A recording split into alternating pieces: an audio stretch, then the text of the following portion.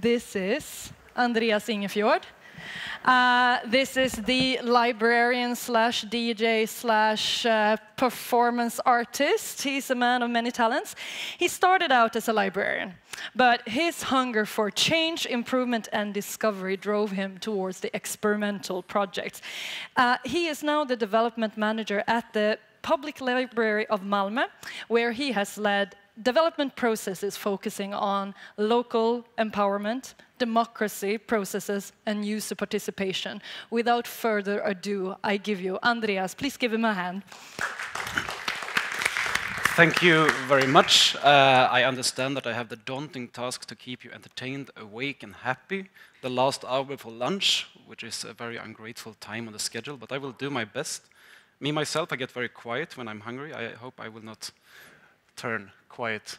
I will talk a little bit, and I thank you both, Christopher and Peter, because you have been framing what I'm going to speak beautifully, because the things you have been talking about, the mechanisms, the drives and the problems, everything goes into my experiences working within the library sector of Sweden. In this project, so you will probably recognize some things that I say. I think that is perfect. We will remember it better.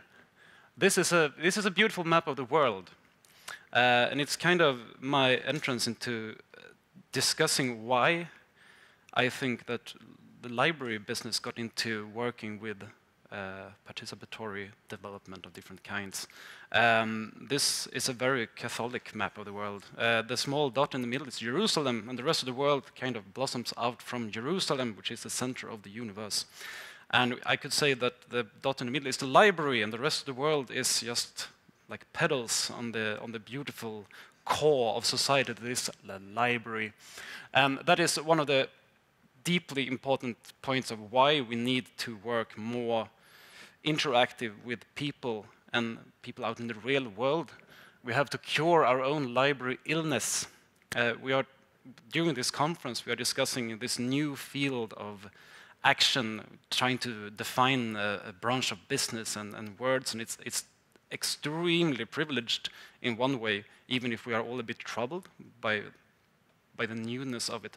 But I represent an organization that has like thousands of years of history, and the public library phenomena has like 100 years of very strong identity behind us, which actually is a problem, because you have to work in many ways against it.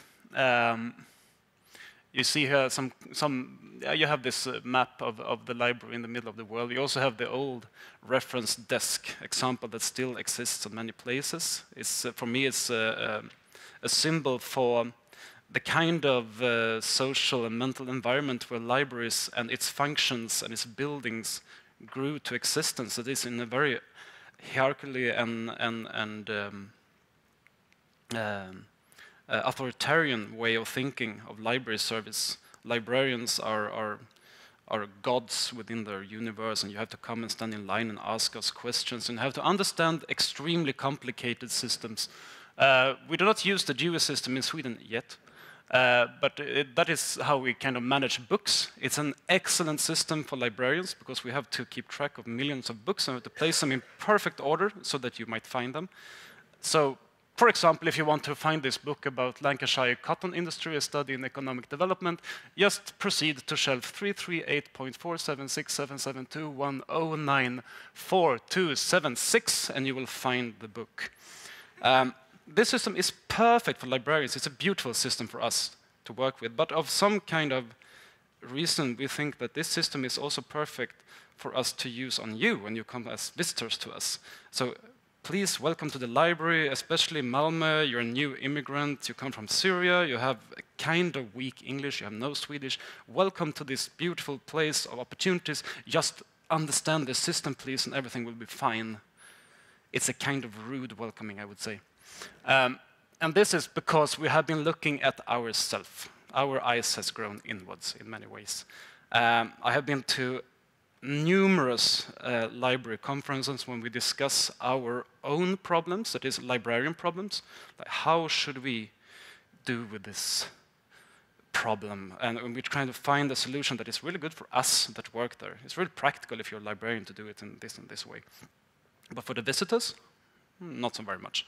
It can be very complicated and totally unintelligible how we librarians actually think. And you can see, I actually added people into the picture, very, in the corner, and I think they're a bit too small. But we usually get stuck in that. And these proportions that people are very small and libraries are very big. So we really need to open up. That is kind of how we get immunity to this library illness that threatens us. This is also a problem we have.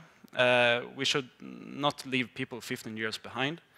The libraries ought to be in the forefront of information and cultural development and in the society we live in today.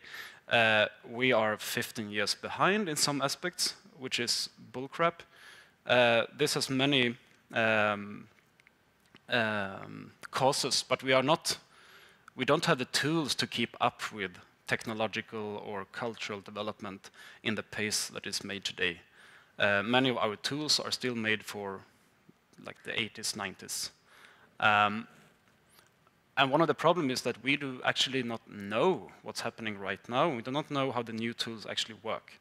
Many people that work in libraries today got their education for like 30 years ago or 20 years ago, and may not be especially interested in the spare time to use all the new tools and all the new technologies, which make that we need other people.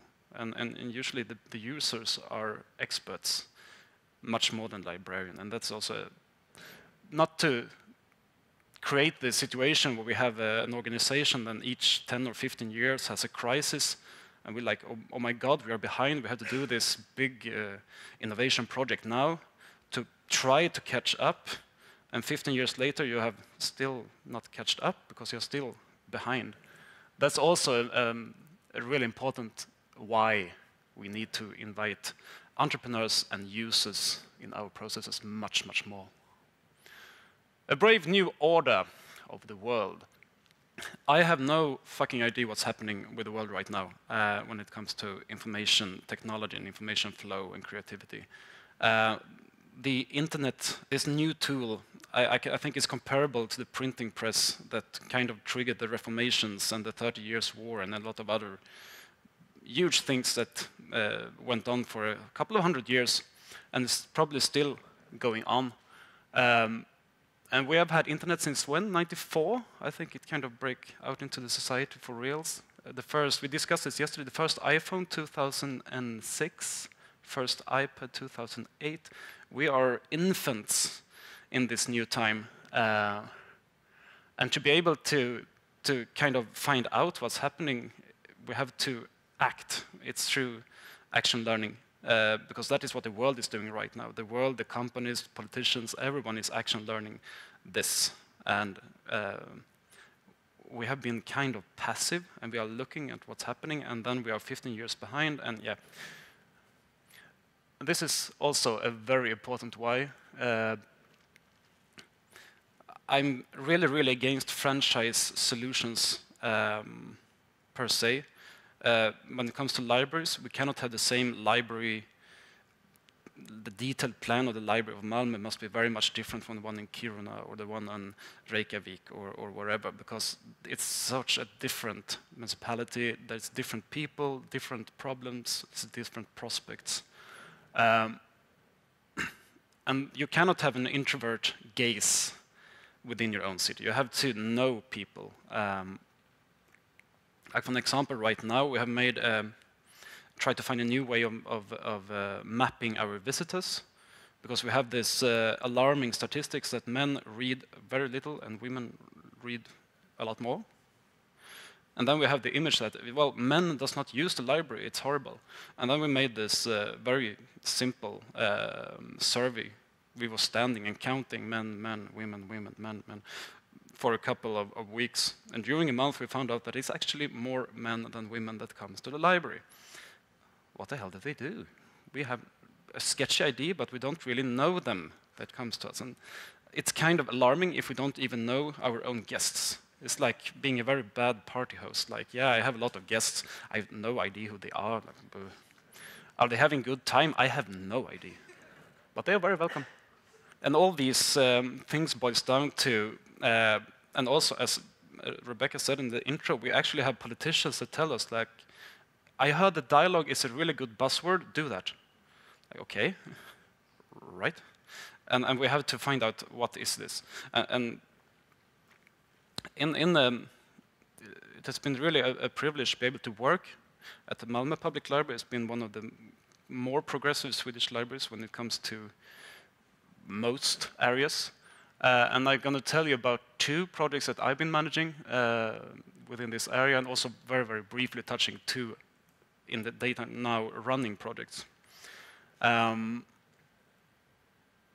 This is Garaget, the garage. This was my first dive into working very, very closely with people. That building is an old bus garage.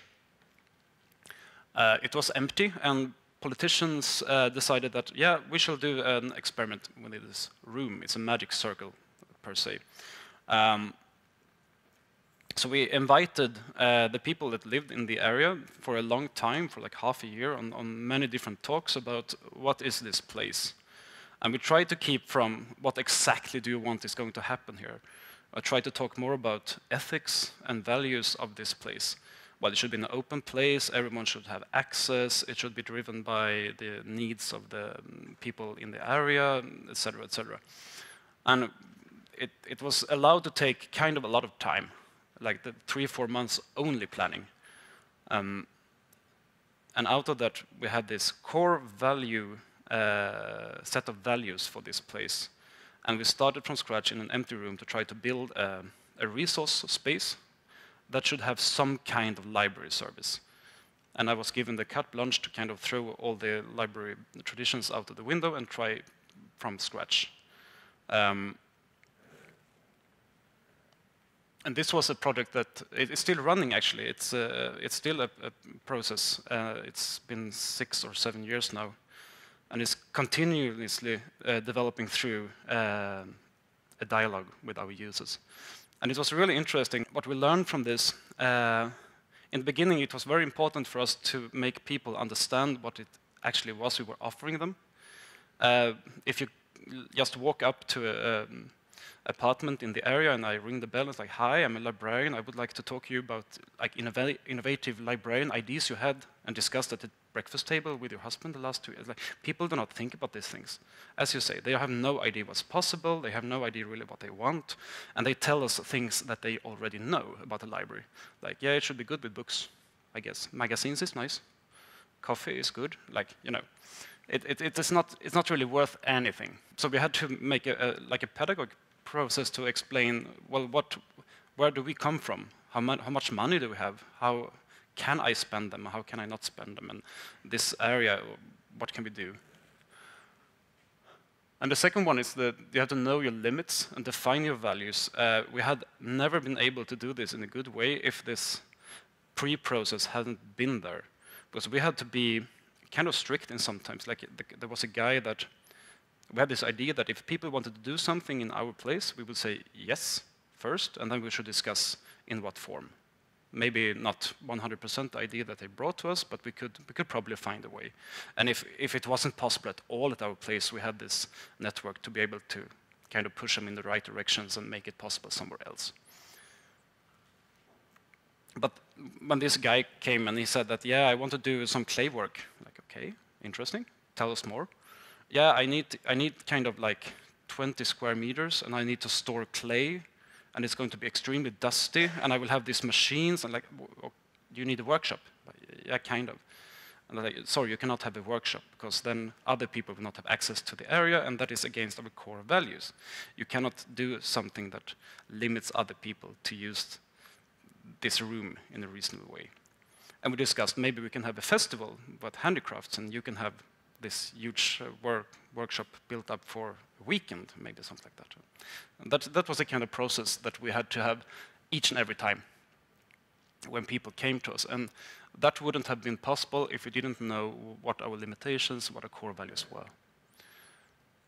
Also to understand that you are the gate opener and the frame setter. I would say representing the government means that I do have some power, I have a lot of money, and I have access to spaces that people usually don't have.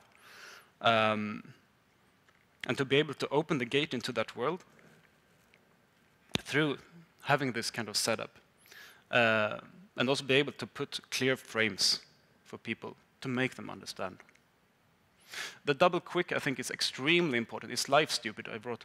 I think it's really fundamental. If you want people to engage in something, you ask them for a little piece of their life. Like usually if you come to a library perhaps and I have an ID, yeah, okay, you wait 2 months and I will see if I can get it to the right person and we'll have a discussion at the meeting and maybe we'll come back to you and half a year later, okay, you can have your exhibition. You know, like people don't want to wait for that long.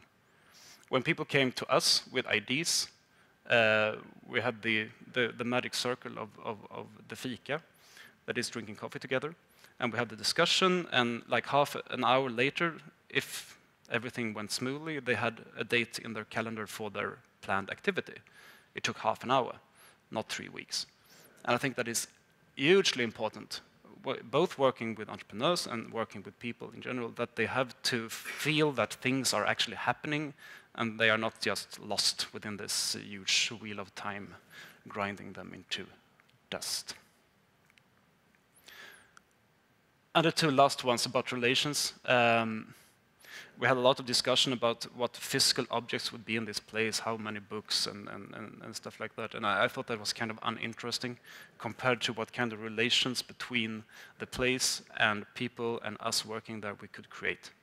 Like as a librarian, I'm more interested in transactions than actual books. No one is throwing things at me, nice. And that is also where you build the meaningful interactions. Like a book in itself, standing in a shelf, is only an object, but a book that has been read by people, it's a discussion, someone recommends the book to another person, then things happen, and there is a value created and a process around this object. The library was built up by us having 100 books that people had chosen themselves from the beginning in a small IKEA shelf in a corner. And people was really angry and said, hey, this is not a library. It's just 100 books in a shelf. And I said, interesting. And I bought like 200 books more. And it was like, this is not a library. This is like 300 books in a shelf. It's like, interesting. I buy 200 books more. When we reached the number of 3,260-ish books, people magically stopped complaining about that it wasn't a library because of the lack of books. So if you want to build a library, you had at least have the 3,260 books. And I think that also took time. We did this during a time frame of 9 months, I think, to build up this collection. Which is, you need patience, both with people and with the process. And you have to be able to be comfortable in people coming to you and say, your library is shitty, it has too few books. And to take that as a, that's very interesting, let's discuss this.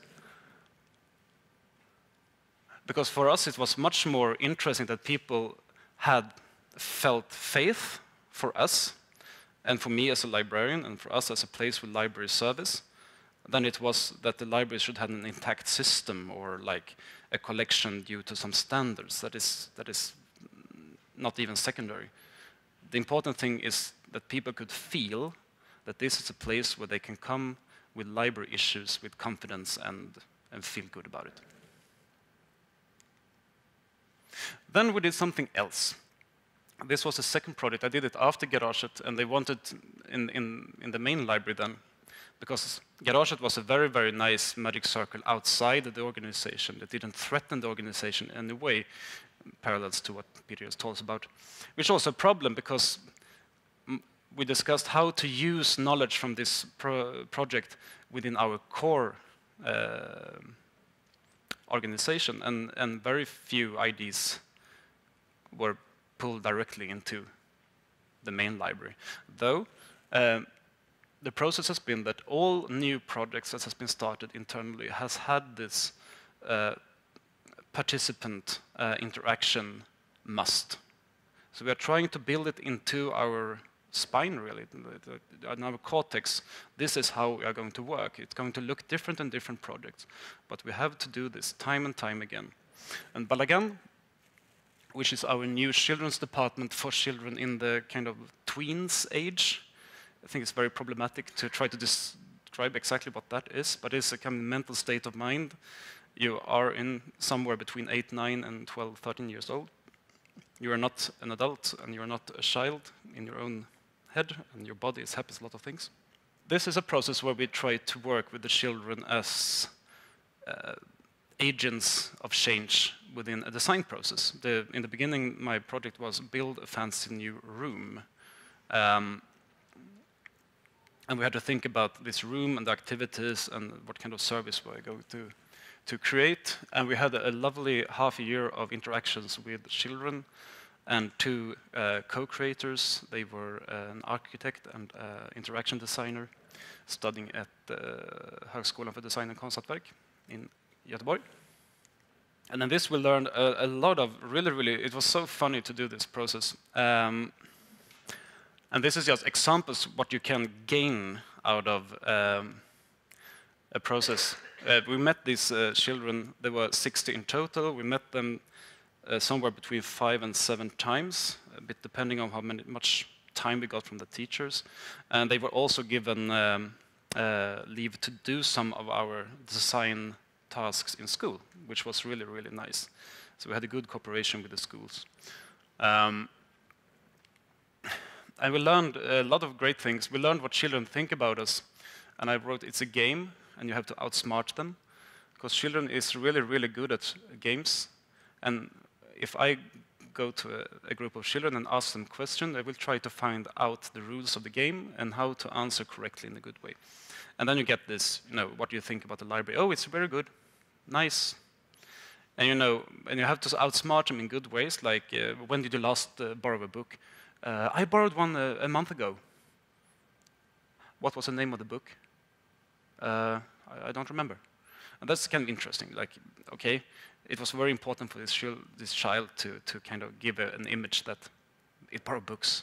It's a good child, but it didn't really remember the name of the book, which is interesting to discuss. And then we come down to what the children really think about us.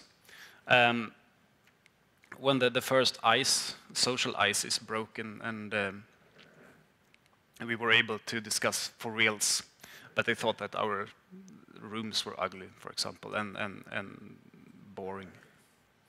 And we made some experiments how children move and how they do not play.